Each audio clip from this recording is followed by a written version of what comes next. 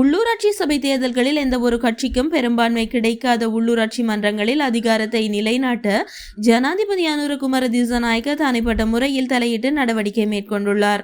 உள்ளூராட்சி நிறுவனங்கள், சுயேட்சை குழுக்கள் மற்றும் இடதுசாரி அரசியல் கட்சி அமைப்புகளில் உள்ள முக்கிய கட்சிகளின் உறுப்பினர்களின் ஆதரவுடன் எதிர்க்கட்சிகள் அதிக பெரும்பான்மையுடன் இருக்கும் சபைகளில் அதிகாரத்தை நிலைநாட்ட திட்டங்கள் வகுக்கப்படுவதாக தகவல்கள் வெளியாகியுள்ளது.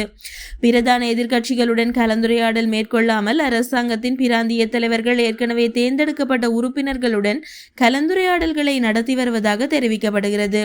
இது அந்த உறுப்பினர்களின் ஆதரவை சுயாதீனமாக பெறுவதற்கான ஒரு முயற்சியாகும்.